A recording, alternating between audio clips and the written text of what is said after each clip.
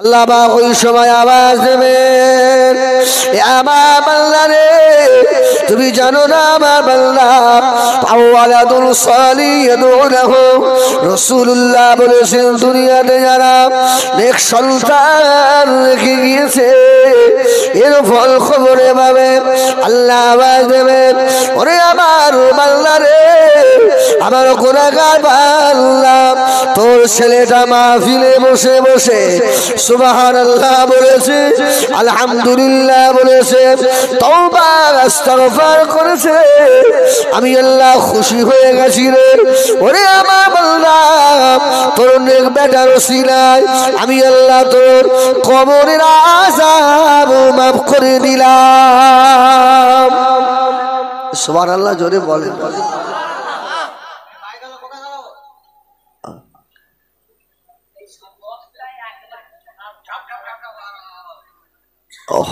শোনেন শোনেন শোনেন শোনেন, একটুখানি ধৈর্য ধরে বসে। আল্লাহু আকবার বলেন, আল্লাহু আকবার।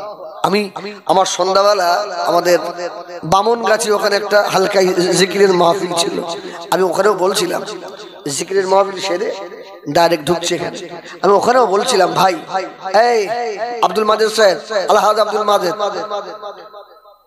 আমাদের হাবেজ সাহেবের সাথে ওপরে আসে,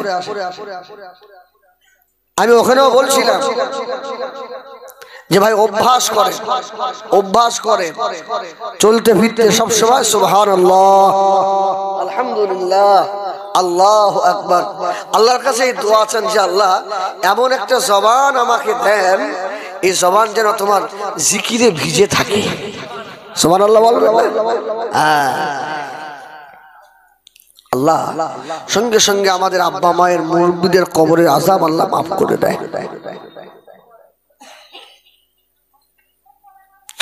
আমার ভাইয়েরা, সোনা মানিকেরা, নবী আমার দিন দুনিয়ার বাদশাহ হাবিবুল্লাহ জনাবে মুহাম্মদুর রাসূলুল্লাহ সাল্লাল্লাহু আলাইহি ওয়াসাল্লাম নবী আমার ফরমাচ্ছেন, ছেলেরা তোমাদের মাতা পিতার সঙ্গে হাজির হায়াতে জিন্দেগিতে বেয়াদবি করে ফেলেছো, মা বাপকে কষ্ট দিয়ে ফেলেছো।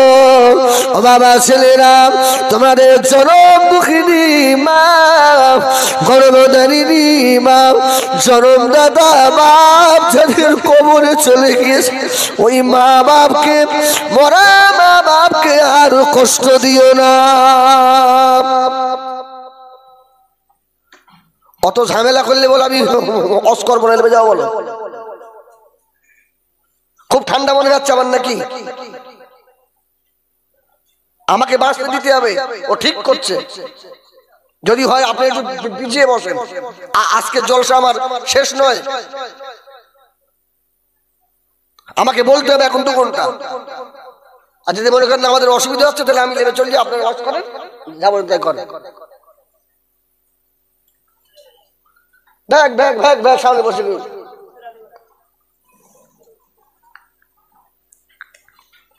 একবার তাকবীর দেন, নারায়ে তাকবীর, নারায়ে তাকবীর,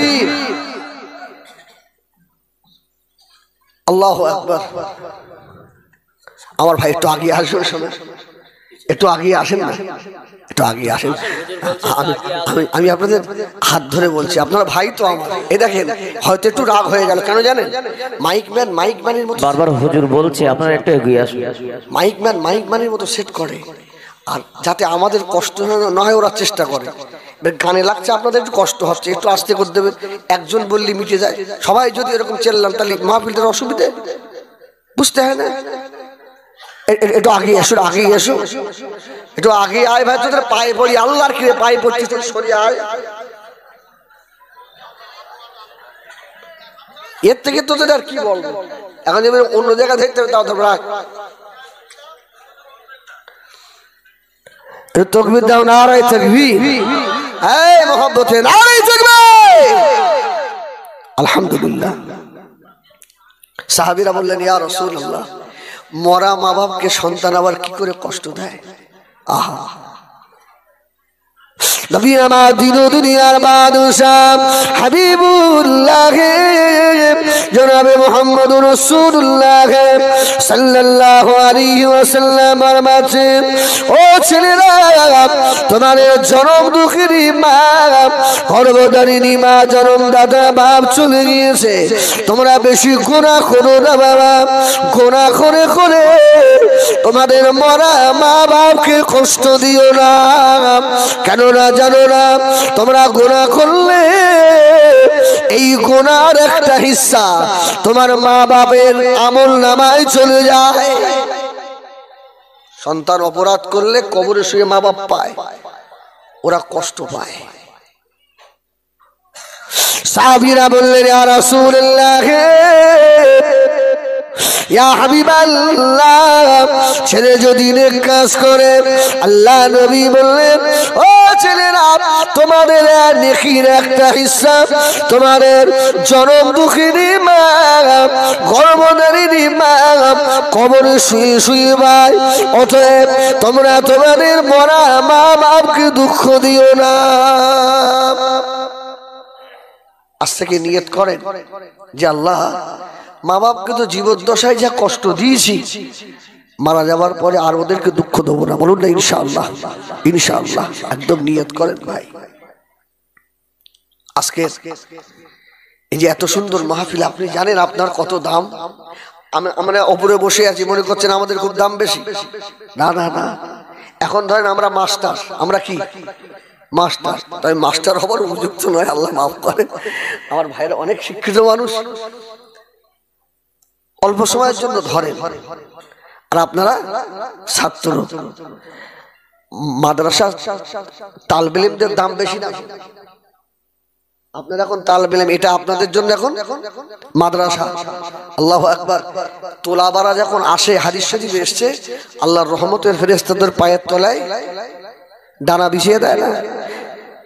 ইমাম গাজ্জালী রহমাতুল্লাহ আলাইহি ইতিহাসে লিখছে, হুজুর ছোট মানুষ বলছেন, ইমাম গাজ্জালী, আল্লাহ যাকে ওলি করবেন ও তো আগে থেকে একদম আপনার সিলেক্ট হয়ে আসে না।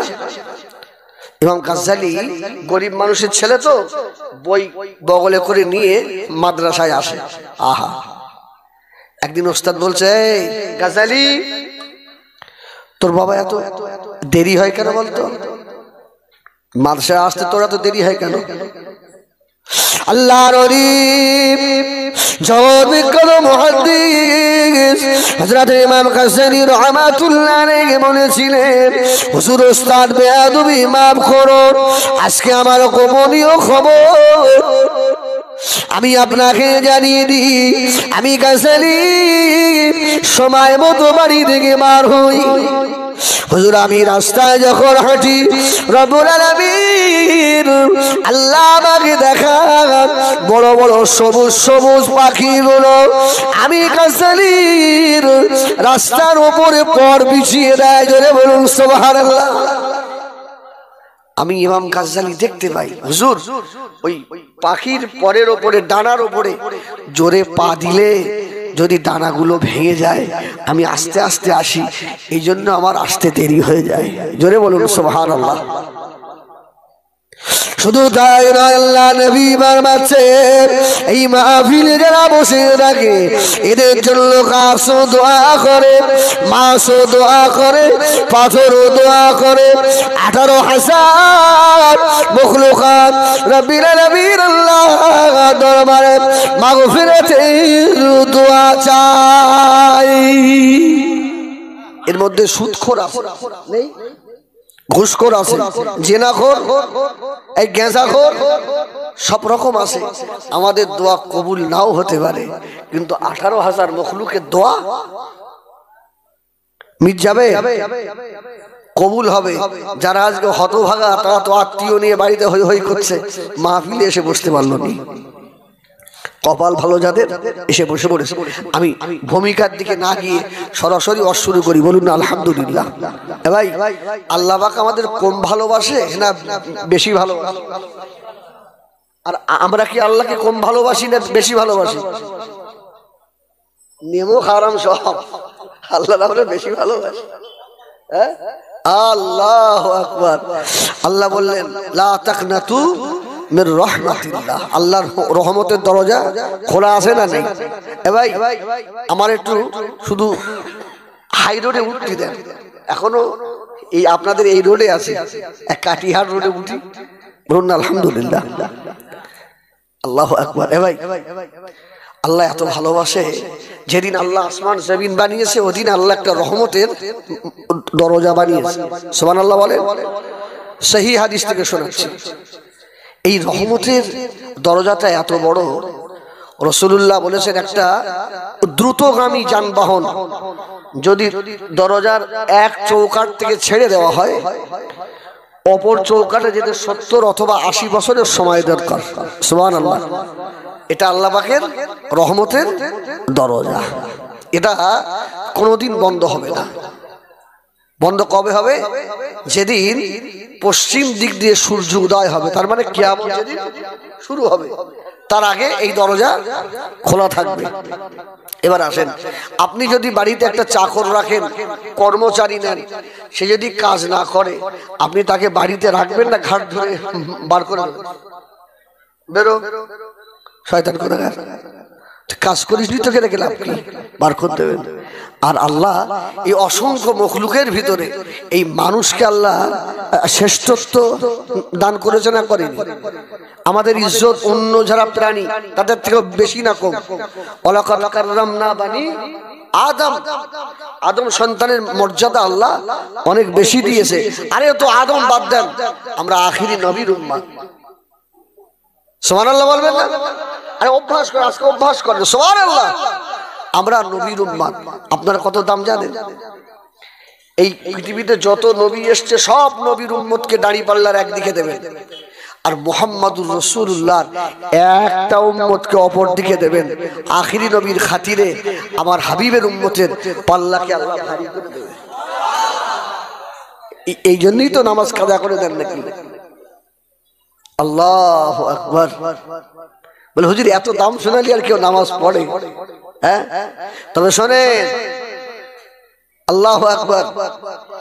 তাহলে আপনি আখিরি নবীর উম্মত, আপনার এত দাম, আপনি মখলুকের মধ্যে শ্রেষ্ঠ। আচ্ছা, আল্লাহর যে অসংখ্য প্রাণী রয়েছে, এই মখলুক রয়েছে, এই মখলুকের ভিতরে মানুষের থেকেও শক্তিশালী মখলুক আছে না নেই? হাতির শক্তি আমাদের থেকে কম না বেশি? আচ্ছা, একটা পাগলা হাতি যদি আতুলিয়া আজকে ঢুকে পড়ে, এই মাহফিল হবে? হ্যাঁ, আচ্ছা, তখন আপনারা এত ভালোবাসেন হিজবুল্লাহকে, তখন আর আমার কথা আপনাদের স্মরণ থাকবে? হুজুর তুই মর, আমরা চল, পীর সাহেবের কথা খেয়াল থাকবে, সব ফেল থেকে বলা হবে। আচ্ছা, তাহলে একটা পাগলা হাতি এত ক্ষমতা তার, আর আমাদেরকে তো আল্লাহ দুর্বল করে বানিয়েছে। খুলিকাল ইনসানু যায়ীফা, আল্লাহ মনুষ্য জাতিকে দুর্বল করে বানিয়েছে। কিন্তু আল্লাহ আদর করে বানিয়েছে বলেই পৃথিবীর সমস্ত মখলুককে আল্লাহ এই বনি আদম সন্তানের গোলাম করে দিয়েছে। জোরে বলুন সুবহানাল্লাহ। সব আমাদের খিদমতের জন্য বানিয়েছে। আচ্ছা বলেন, যে হাতিগুলো সার্কাস দেখায়, এই মানুষ দুর্বল, এর হাতে একটা চাবুক থাকে না, থাকে না? হাতিকে মারে না? আচ্ছা, হাতি যদি একবার ঘুরিয়ে দাঁড়ায়, সার্কাস আর হবে? আল্লাহ বলে আমার বনি আদম সন্তানের গোলাম হয়ে যায়। আচ্ছা, বাঘের শক্তি কম না বেশি? বেশি না? আচ্ছা, এই তো আপনাদের বসিরহাটি রজ শাহ আলী রহমাতুল্লাহ আলাইহির গোলাম বাঘ, কি বাঘের খবর আছে না? সুবহানাল্লাহ বলেন, সুবহানাল্লাহ বলেন। দুর্বল মানুষের গোলাম আল্লাহ বাঘকে বানিয়ে দিয়ে, সুবহানাল্লাহ সুবহানাল্লাহ। এই মানুষ যদি আল্লাহর হয়ে যায় তো পৃথিবীর সব থেকে দামি হয়ে যায়। জোরে বলুন সুবহানাল্লাহ। আর এই মানুষ যখন আল্লাহ ভোলা হয়ে যায়, এ তখন জানোয়ারের থেকেও খারাপ হয়ে যায়। এই জন্য আল্লাহ বলেছে উলাইকা কাল আনআম, তোরা চতুষ্পদ জানোয়ার, বাল হুম আযাল, তোরা তার থেকেও খারাপ। আর আল্লাহর কত দয়া বলেন। আচ্ছা, এই অক্সিজেন কার হুকুমে চলে? আল্লাহ আল্লাহ বলতে কষ্ট হচ্ছে আপনাদের? কার হুকুমে চলে? আল্লাহর হুকুমে। আচ্ছা, আল্লাহ যদি বলে দেয় যে অক্সিজেন হিজবুল্লাহর কাছে যাবি নি 5 মিনিট, আমার সব কেদার তো শেষ হবে না? হবে না? তাহলে আপনার এই কথাটা মনে হয় না? আপনি কি একটু পাগল হয়ে একটু চিন্তা করেন না, আল্লাহ তুমি 3 বেলা আমাকে খাওয়াও, আল্লাহ তুমি আমাকে সুস্থ রেখেছো, আল্লাহ এই দামি অক্সিজেন তুমি আমাকে দিয়েছো, একটু মনটা চায় না নেবো খারাপ যে একবার দিনের ভিতরে সিজদায় পড়ে গিয়ে আমার ওই রবকে একবার সুবহান রাব্বিয়াল আলা বলে ডাকি? মন চায় না? আমার ভাইয়েরা সোনামণি কিরাম, নবী আমার দিন ও দুনিয়ার বাদশাহ হাবিবুল্লাহ জনাবে মুহাম্মদুর রাসূলুল্লাহ সাল্লাল্লাহু আলাইহি ওয়াসাল্লাম, আমার নবী পাকের সাহাবায়ে কেরামেরা তাদের দিন আর রাতকে দুটো ভাগ করে নিতেন। দুটো ভাগ, একটা ভাগ দুনিয়ার জন্য দিতেন, আর একটা ভাগ গভীর রাত্রে উঠে আল্লাহর দরবারে জাহান্নামের ভয়ে কাঁদতেন। আল্লাহু আকবার। আমাদের জিন্দেগি আমাদের একটা ভাগ না, দুটো ভাগ? বলেন ভাই, বলেন। আমাদের একটাই ভাগ। আপনি রাস্তার ধারে গিয়ে দেখেন সারা রাত মানুষ ভ্যান চালাচ্ছে। কি কলকাতা শহরে গিয়ে দেখেন বিল্ডিং এর কাজ সারা রাত চলছে, আছে না? আল্লাহু আকবার। সাহাবীদের জীবন দুটো ভাগ, একটা দিতেন দুনিয়ার জন্য, আর রাত্রিতে একটা স্পেশাল সময় রাখতেন আখিরাতের জন্য, আল্লাহর দরবারে কান্নার জন্য। সুবহানাল্লাহ। আর আমাদের একটাই, দিন আর রাত দুটোই আমরা দুনিয়ার জন্য ব্যয় করি।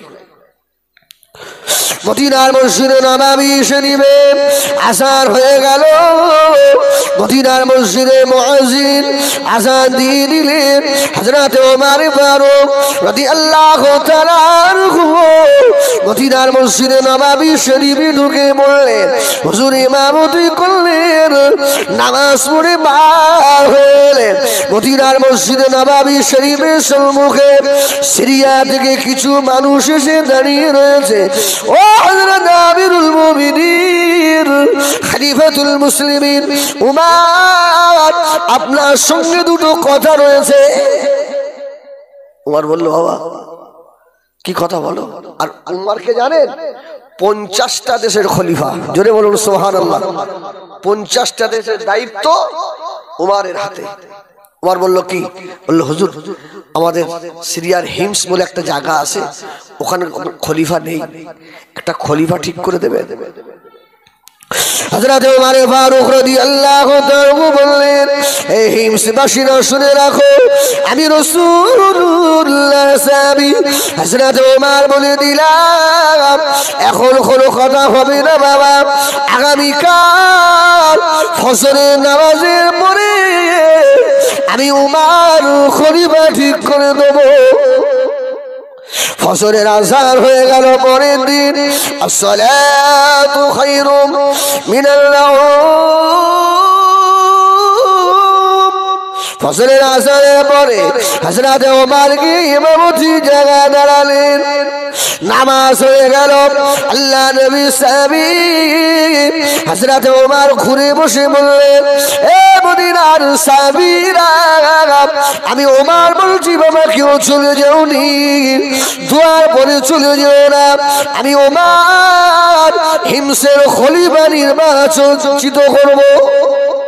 ভাই মাতব্বর হওয়ার শখ নেই কার? আমার শখ হয় না? যদি আটুলিয়ার মানুষের এই জলসার সভাপতি আমার করে দেয়, তাহলে সব বক্তাগুলোর দায়িত্ব আমি করব, দাওয়াত আমি করব। মাতব্বর হওয়ার শখ সবারই। তো রাসূলুল্লাহ শিক্ষিত বড় বড় সাহাবীগুলো সব সামনের কাতারে। ওমর যদি আমার নামটা বলে, ও চিন্তা করছে ওমর যদি আমার নামটা বলে। এই সাহাবীদের কান্নার একটা সময় ভাগ ছিল, ওটা বলবো বলে আমি এদিকে যাচ্ছি। মদিনার মসজিদে নামাজ হয়ে গেল, দোয়া হয়ে গিয়েছে বাবা। হযরত ওমর ফারুক রাদিয়াল্লাহু তাআলা মদিনা মসজিদে নববী শরীফের কাতারে ঢুকে পড়লেন। বড় বড় সাহাবীরা মুখের দিকে তাকাচ্ছে। ওমর যদি আমার নামটা বলে আমি খলিফা হব। হুজুর আমার প্রথম কাতারে কাউকে নিলেন না, দ্বিতীয় কাতারে ঢুকে পড়লেন, কাউকে নিলেন না, তৃতীয় কাতারে ঢুকলেন, কাউকে নিলেন না, চতুর্থ কাতারে ও ভাইজানেরা একেবারে শেষে কাতারে গিয়ে আল্লাহ নবীর একজন গরিব সাহাবী, জামা কাপড় ভালো নয়, গরিব সাহাবীটা ফজরের নামাজের পরে হাত দুটো তুলে হাও হাও করে আল্লাহ আযাবে জাহান্নামের ভয়ে করে চোখে পানিতে দাড়ি ভিজে যায়। সুবহানাল্লাহ। হযরত ওমর ফারুক আস্তে আস্তে গিয়ে ওই গরিব সাহাবীটার মাথার উপরে হাত দিলেন। সুবহানাল্লাহ বলে। এত বড় বড় শিক্ষিত সাহাবী কাউকে দেখতে পাননি, গরিবটার মাথায় সাহাবী মাথা তুলে দেখলেন, সাহাবী দুটো চোখে পানি। ওই সময় সাহাবী জিজ্ঞাসা করলেন, ও আমিরুল মুমিনিন কি মনে করে? হুজুর বললেন, বাবা সাঈদ ইবনে আমর, আমি রাসূলুল্লাহ সাহাবী হযরত ওমর তোমাকে সিরিয়ার হিমসের খলিফা বানাবো। আল্লাহ নবী সাহাবী হযরত সাঈদ ইবনে আমর হাও হাও করে কাঁদতে লাগলো, ও হযরত ওমর আমাকে খলিফা বানাবেন না, আমি খলিফা হব না, আমি দুনিয়া চাই না, আমি আখিরাত চাই। দুনিয়ার মতো পারি ভালো লাগে না, আমার জীবনের গুনার পাহাড় রব্বিল আলামিন আল্লাহ আমার জীবনের গুনাহ মাফ করবেন কিনা, আমি ওই চিন্তায় পেরেশানি পাগল হয়ে রয়েছি। হযরত ওমর বললেন, ও ভাই সাঈদ ইবনে আমর, আমি ওমর যেমন উপরটা দেখতে পাই, আমি ওমর ভিতরটাও তদরূপ দেখতে পাই। সুবহানাল্লাহ বলে। এই মাইক ম্যান চলে আয় বাপ, এই সুবহানাল্লাহ বলে। যদি মাইক নাও চলে তাও আজকে কান কালা করে দেব।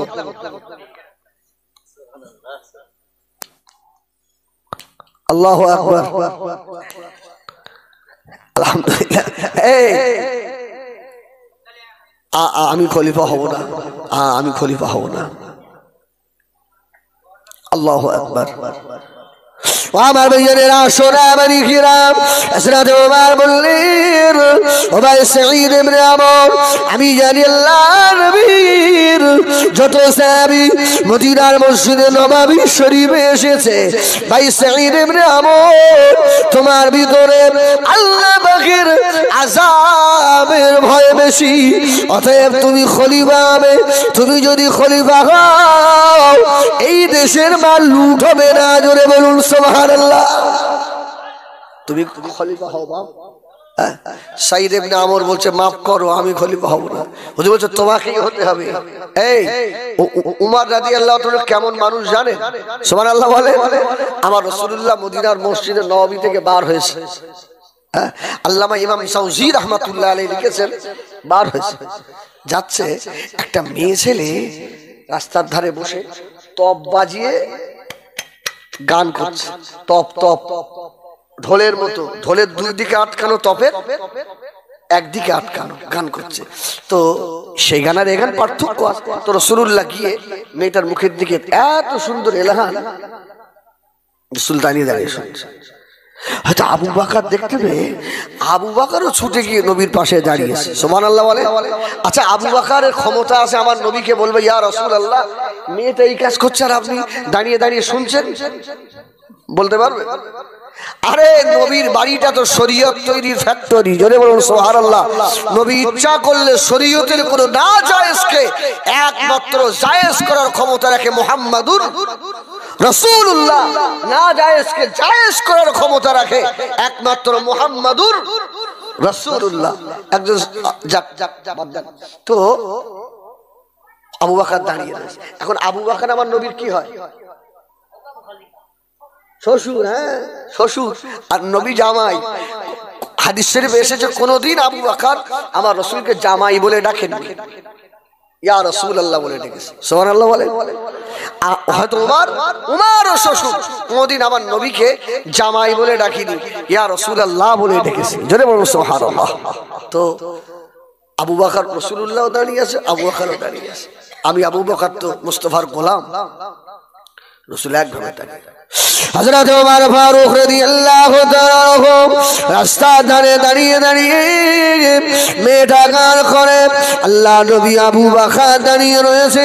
বহুদূর থেকে হযরত ওমর বার হলে উমারকে বার হতে দেখে মেয়েটা গান করা বন্ধ করে দিয়ে তপটা নিয়ে পাচার তলায় দিয়ে বসে গিয়েছে। জোরে বলুন সুবহানাল্লাহ। আবু বকর রাসূলের মুখের দিকে তাকাচ্ছে, রাসূলুল্লাহ আবু বকরের মুখের দিকে তাকাচ্ছে। সুবহানাল্লাহ বলেন। আচ্ছা ব্যাপারটা কি? রাসূল দাঁড়িয়ে, আবু বকর দাঁড়িয়ে, মেয়েটা জানে ভয় হলো না? ও তপ বাজেই গেল, আর উমারকে আসতে দেখি তপটা একেবারে পাচার তলায় চলে গেল। আমার রাসূল হাসছেন। জোরে বলুন সুবহানাল্লাহ। আচ্ছা আমার নবী যা দেখে আবু বকর কি তাই দেখে? আমার রাসূল দেখতে পেয়েছে। হয়তো ওমর আস্তে আস্তে আগিয়ে আসছে, আসসালামু আলাইকা ইয়া রাসূলুল্লাহ। আমার নবী হাসছে। ওমর বলল, ইয়া রাসূলুল্লাহ হাসছেন কেন? কিছু একটা হয়েছে নিশ্চয়ই। আমার নবী বলল, ওমর তুমি ছিলে উটের রাখাল, আল্লাহ তোমাকে এত দামি করে দিয়েছে। জোরে বলুন সুবহানাল্লাহ। আমার উমর যে এত দামি হয়ে গেছে, আমি রাসূলুল্লাহর হাত ধরে যে উমারের গায়ে উটের পায়খানা থাকতো লেগে, আহারে উমার, এই মেয়েটা এতক্ষণ গান করছিল জানো, তোমাকে আসতে দেখেই তপটাকে লুকিয়ে ফেলেছে। আল্লাহু আকবার, মানে আল্লাহু আকবার।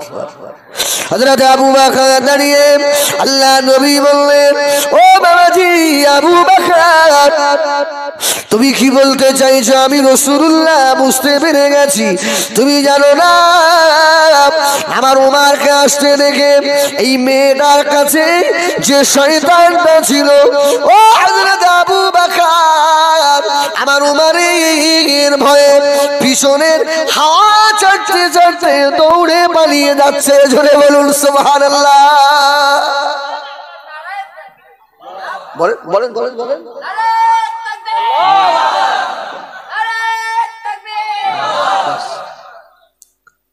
হাওয়া ছাড়তে ছাড়তে সেই ওমর, এই তুমি হিমসের খলিফা হবে। সাঈদ ইবনে আমর বলল, হুজুর আপনি যখন বলছেন তখন তো হতেই হবে, উপায় নেই, যাও তোমার বিবি নিয়ে চলে যাও। আল্লাহ নবীর খলিফা সাহাবী হযরত সাঈদ ইবনে আমর বিবিকে সঙ্গে করে নিয়ে সিরিয়ার হিমস নগরের দিকে বার হয়ে গেলেন। কিছু রাস্তা যাওয়ার পরে আল্লাহ নবীর খলিফা সাহাবী বিবির প্যারালাইসিস হয়ে গেল। আমাদের ভিতরে আসে না, একটু নামাজ পড়ে কোরআন তেলাওয়াত করে যদি অসুস্থ হয়ে যায়, বলে না এত ইবাদত করি তাও রোগ ব্যাধি হয়। আসে না আসে না আসে না। তাহলে রাসূলুল্লাহ সাহাবীদের সঙ্গে আমাদের তুলনা করা চলবে? আরে রাসূলের সাহাবীদের পায়ে জুতোর তলার ধুলো কোনা একদিকে রাখবেন, আর তাম দুনিয়ার মানুষকে যদি আল্লাহ আব্দুল কাদেরের মতো ওলি করে দেয়, সব একদিকে রাখবেন, সাহাবীদের পায়ে জুতোর তলার ধুলোটা ভারী হয়ে যাবে। এই জন্য তো রাসূলুল্লাহ বলেছেন, তোমরা ওহদ পাহাড় সমান দান করবে, আর আমার সাহাবীরা একটা জবের দানা দেবে। জোরে বলুন সুবহানাল্লাহ। সাহাবীদের সঙ্গে তোমরা পারবে না। তার বিবি অসুস্থ হয়ে গেছে। একটা হাদিস শুনি রাসূলুল্লাহ বললেন, যারা দুনিয়াতে কোনোদিন সুখ পায়নি, শান্তি পায়নি, হ্যাঁ, আল্লাহ পাক এদের যখন কবরে ঢোকাবে বেগুনাহ মাসুম করে ঢোকাবে। যত কষ্ট হবে তত জীবনের সগীরা গুনাহ মাফ হবে। আল্লাহু আকবার। হুজুরের বিবির প্যারালাইসিস হয়ে গেছে। আর উমারের একটা নিয়ম ছিল যে 50টা দেশে প্রত্যেক বছরে একবার করে গিয়ে জনসাধারণকে ডেকে জিজ্ঞাসা করতেন, তোমাদের খলিফা কি কাজগুলো ঠিকঠাক করছে?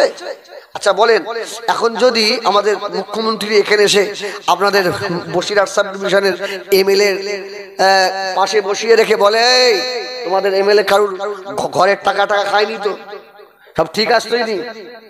এখন যদি কেউ উঠে বলে, দিদি উনি হাফ টাকা খেয়ে গেলেন, সাপোজ, ভাই আল্লাহর কি আমি কারোর বিরুদ্ধে বলি, সাপোজ আচ্ছা যদি কোনো ছেলে বলে ওই মাহফিল থেকে উঠে পাকা রাস্তায় উঠতে পারবে, ওর মাথা দাম হয়ে যাবে না তার আগে? আল্লাহু আকবার। আর উমর রাদিয়াল্লাহু তাআলা হিমসনগরে 1 বছর পরে গেছে, গিয়ে বলছে হিমসের মানুষ এক জায়গা হও। আমি এখান থেকে আরেকটা শিক্ষা নিতে হবে, যদি নেতার অনুসারী হতে হয় তো রাসূলুল্লাহর অনুসারী হও, যদি নেতার অনুসারী হতে হয় রাসূলুল্লাহ সাহাবীদের মতো নেতার অনুসারী হও, দুনিয়া ভালো হবে আখিরাতও উজালা হবে। সুবহানাল্লাহ বলে। এই দেখেন তো সাঈদ ইবনে আমরের কাছে হুজুর আগে গেছে, না এটা বলে নেই। সাঈদ ইবনে আমর আস্তে আস্তে এসে হিমসের জামে মসজিদের সম্মুখে দাঁড়িয়েছে। হুজুরের দুটো চোখ দিয়ে পানি গড়িয়ে যায়। বিবি সাহেবা অসুস্থ হয়ে গেছে। হুজুর আমার হিমসের মসজিদের সম্মুখে দাঁড়িয়ে বলে, হিমসের মানুষেরা তোমরা আমাকে চেনো না বাবা, হযরতে ওমর ফারুক আমাকে হিমস নগরের খলিফা করে পাঠিয়েছে বাবা। হিমসের মানুষেরা বাবা হয়ে গেল, যারা জামা ভালো নয়, যারা দেখতে ভালো নয়, এই মানুষটাকে হযরতে ওমর রাদিয়াল্লাহু তাআলা আমাদের খলিফা করে পাঠালেন।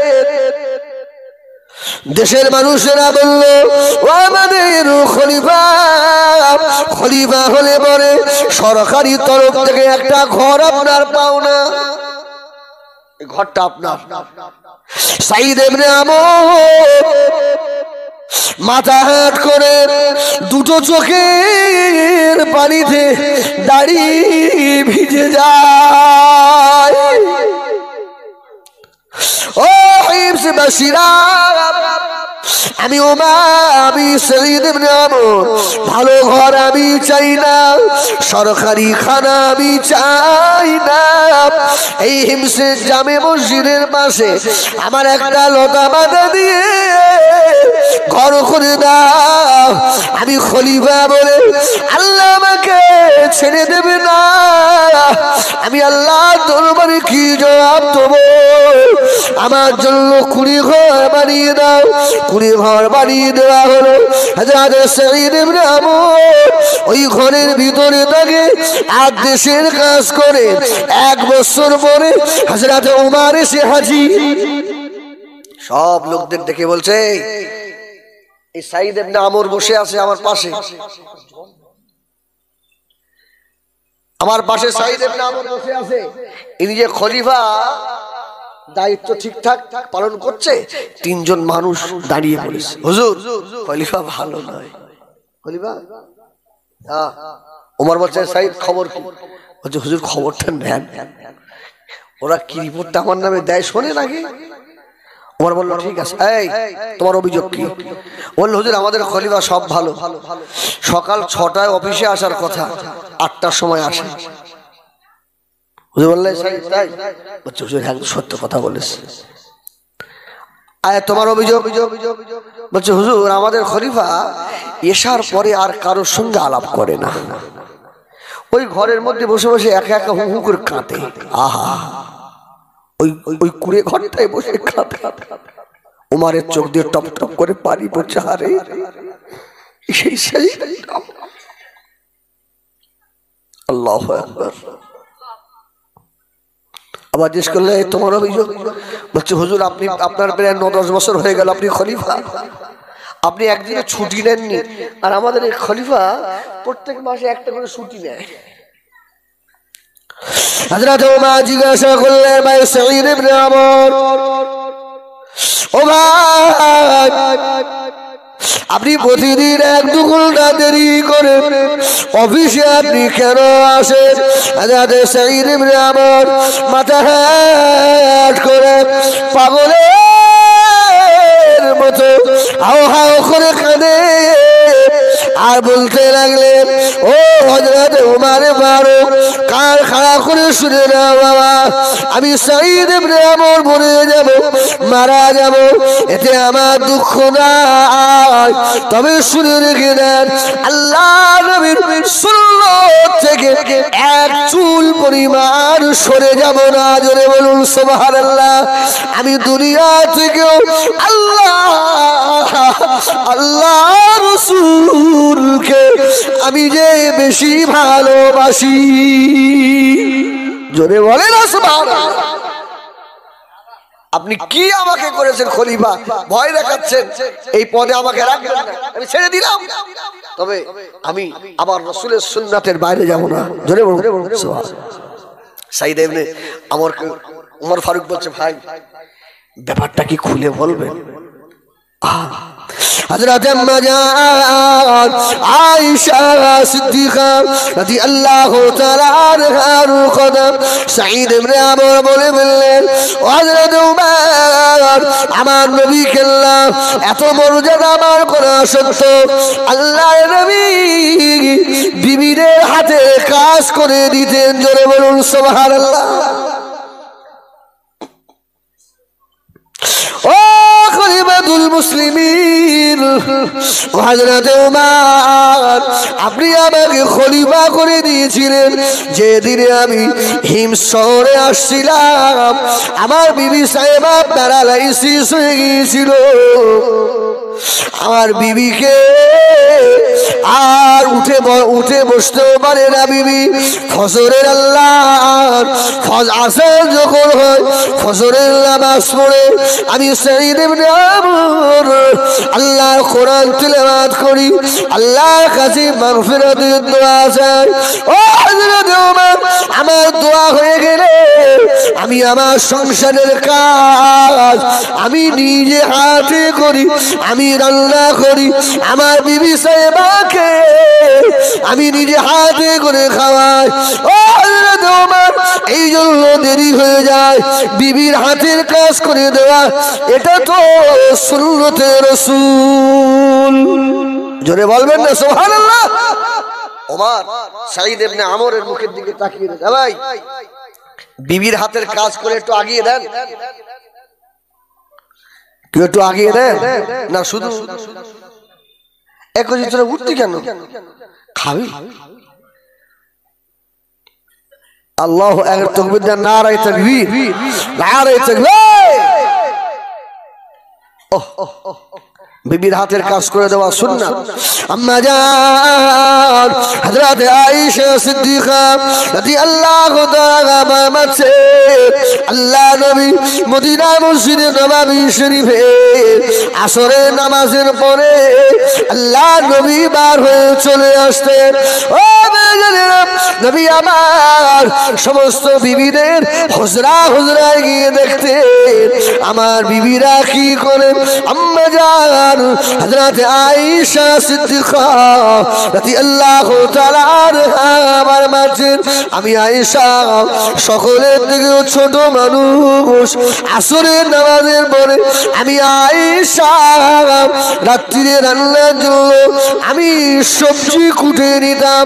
আল্লাহ নবী এসে আমি আয়েশার পাশে দাঁড়িয়ে বলতেন, ও বিবি আয়েশা সিদ্দিকা, আমার লাল টুকটুকি আয়েশা, আমি রাসূলুল্লাহ কি তোমার সবজি একটু কুটে দেবো নাকি?